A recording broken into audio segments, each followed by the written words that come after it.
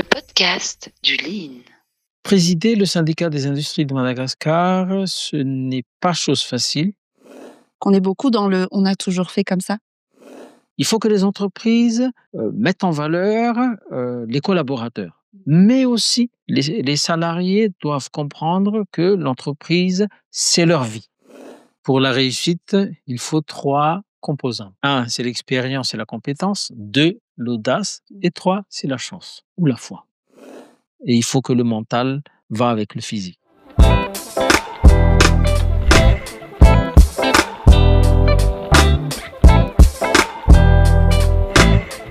Le podcast du Lean.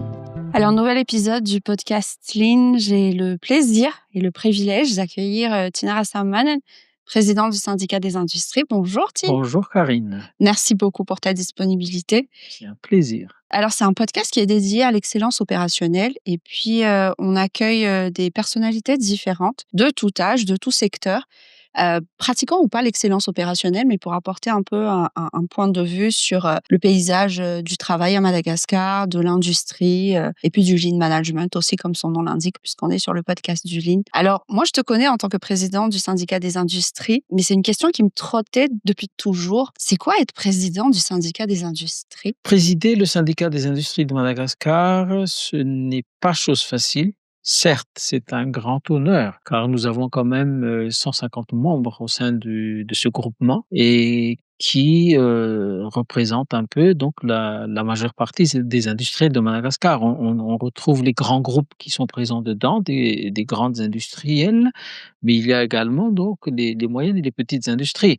Depuis quelque temps, nous avons donc été sollicités par d'autres entreprises qui ne sont pas forcément des industriels, mais qui sont des partenaires des industries.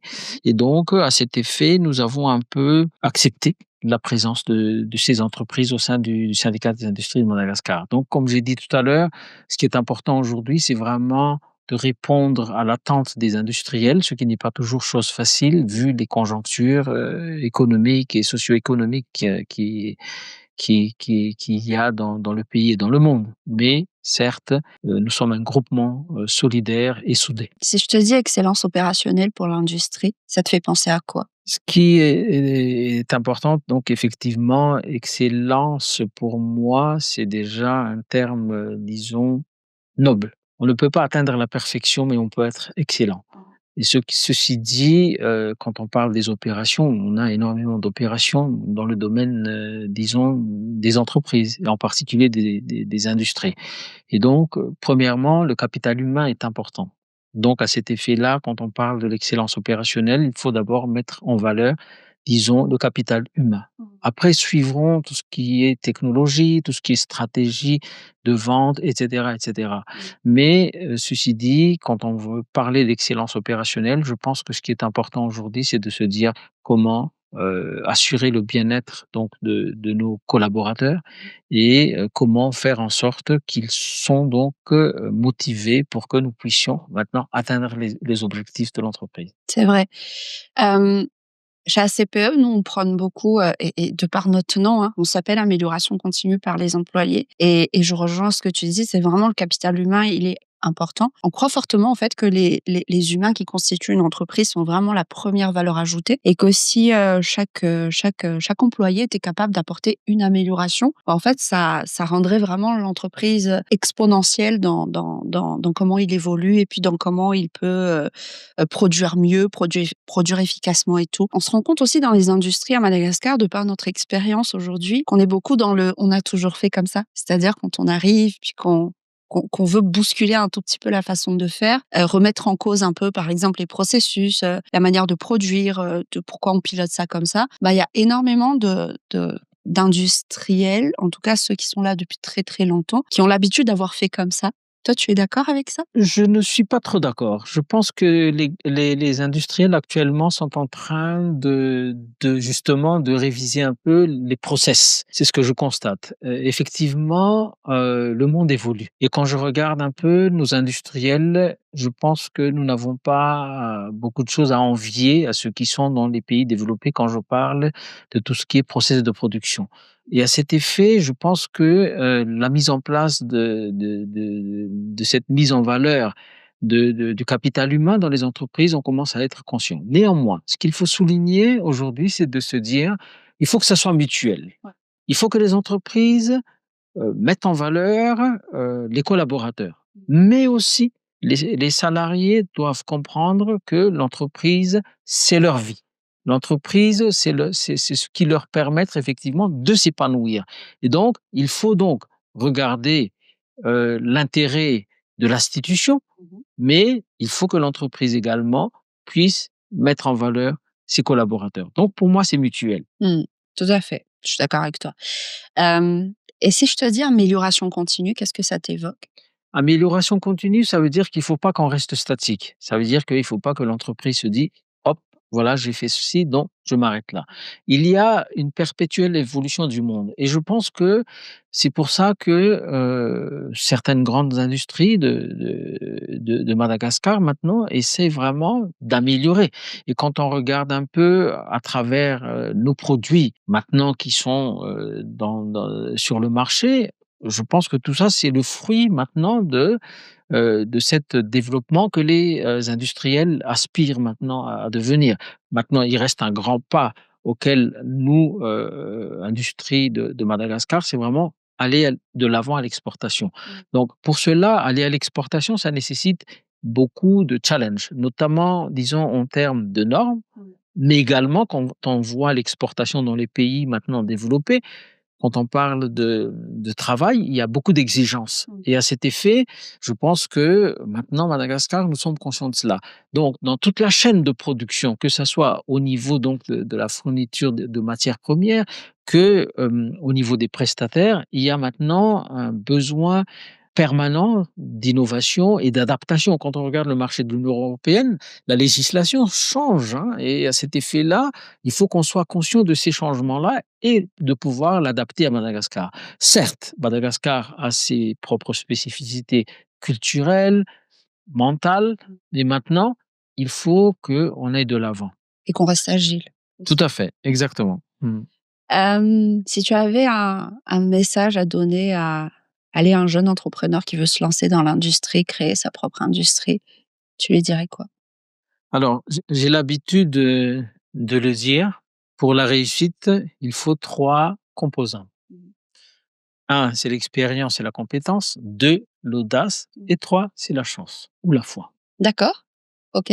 Non, un jeune qui doit se mettre, en place sur le marché, je pense que si ce qui est important aujourd'hui, c'est de se dire: «Il faut l'expérience et la sagesse des aînés, le dynamisme et l'innovation des jeunes». Il faut à mon avis voir ça. J'aime bien le film,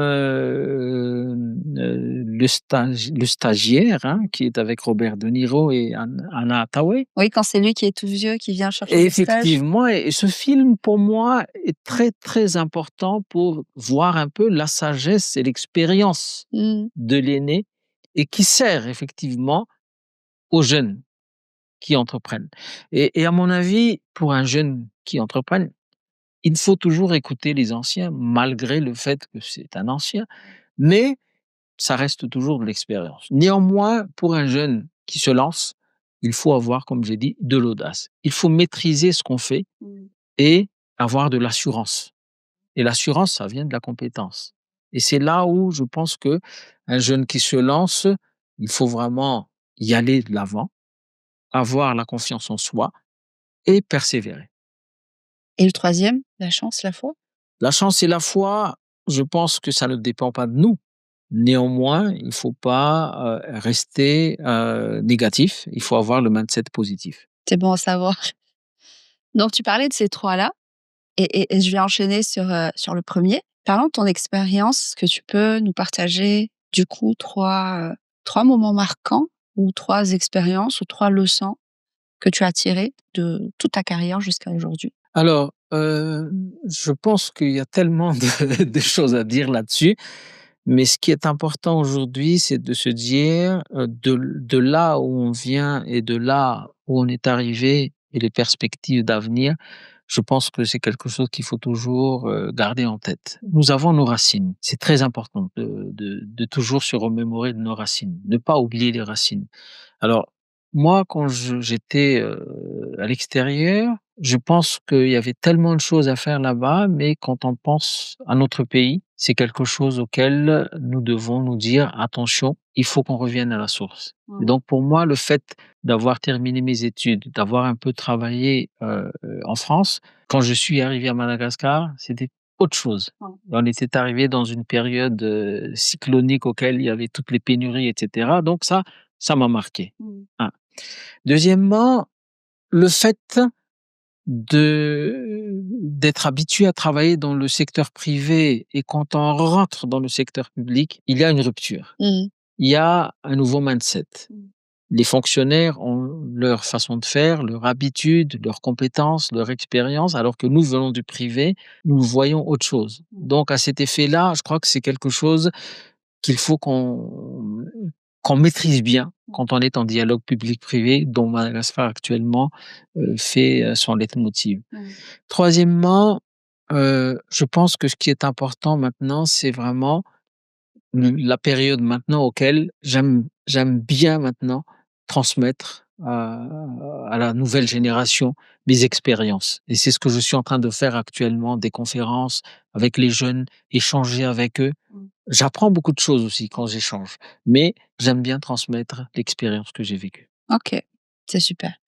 On parlait tout à l'heure que tu aimais beaucoup le sport. Généralement, ce que j'ai remarqué, c'est que quand les gens font beaucoup de sport, ils ont vraiment ils le font pas que pour le physique, ils le font vraiment parce qu'il y a une philosophie derrière. Toi, qu'est-ce qui te drive dans te dépasser dans le sport? Alors, déjà, c'est pour le bien-être personnel. Quand on fait du sport, effectivement, on se sent bien. Un. Deuxièmement, quand on fait du sport, on a le temps de méditer. Parce que tout en courant, en jouant, il y a beaucoup de choses qui se passent. Si on est dans un sport collectif, croyez-moi, on observe les partenaires, on observe l'adversaire, et chaque personne sur le terrain, on voit quel est son état d'esprit, comment il est. C'est vraiment marrant, hein, mais c'est comme ça. Quand on court tout seul, on a le temps de réfléchir. Donc, ça apporte beaucoup de choses. Après, je pense que physiquement, ça nous dégage un peu de tout ce qui est surcharge. Et il faut que le mental va avec le physique. Ouais. J'ai appris ça récemment. Je m'y mets pas encore, mais ça va venir. Mais j'ai lu ça récemment que pour maîtriser son mental, il fallait maîtriser son physique d'abord et que ça passait justement par le sport. Bon, en tout cas, merci de ce partage. Peut-être une dernière question pour moi aujourd'hui. Tu as dit le terme tout à l'heure, qui est le terme d'aîné. Je veux dire, tu as derrière toi quand même un parcours assez impressionnant. Qu'est-ce qui t'attend sur les 10, 20 prochaines années? Ah, Qu'est-ce que tu Karine. espères? Ah, moi, je pense que il faut que notre pays vraiment connaisse un développement socio-économique assez conséquent. Pour moi, ça, c'est mon rêve. Avoir les enfants à l'extérieur et qu'on n'est pas avec eux, ça fait mal. Il faut maintenant que on puisse donner un monde meilleur aux Malgaches, à ceux qui habitent à Madagascar, pour que nous puissions devenir vraiment un pays émergent, un pays développé, pour qu'on puisse y vivre. On a tous les potentiels possibles et imaginables à Madagascar. Il faut maintenant que notre pays se relève et que on puisse vraiment y vivre sereinement. Dans les formations que je donne et les coachings, je parle beaucoup du Kaizen. Parce que je trouve que c'est une belle inspiration. Quand le Japon a connu les guerres mondiales, les bombes nucléaires et tout ça, et qui s'est reconstruit à travers le mindset Kaizen, de se dire, bah en fait, chaque amélioration dépend de chacun. Ça commence chez soi, ça commence par chaque personne. Que chaque amélioration n'attend pas forcément un grand budget, on n'attend pas forcément que le gouvernement t'aide, on n'attend pas forcément que ton voisin t'aide, mais il commence vraiment par le petit pas de qu'est-ce que je suis capable de faire aujourd'hui, de faire mieux, et puis je vais commencer par ça. Et c'est d'ailleurs ce qu'on appelle les petits pas Kaizen. Toi, est-ce que tu penses que Madagascar pourrait un jour être comme ça, ou qu'est-ce qui aujourd'hui freine les gens à faire ce petit pas d'amélioration tous les jours? Nous avons nos origines de l'Orient. Nous sommes des Orientaux. Et cette spécificité, il ne faut pas l'oublier dans nos cultures, dans nos mentalités. Les Malgaches, nous sommes un peuple facilement résilient, je pense. Ouais. Mais, ceci dit, il faut maintenant que nous soyons beaucoup plus actifs Mmh. et il nous faut vraiment, disons, un état d'esprit qui on veut. Et ça, je pense que c'est un peu le rôle des coachs, c'est vraiment de se dire: «Il faut aller de l'avant».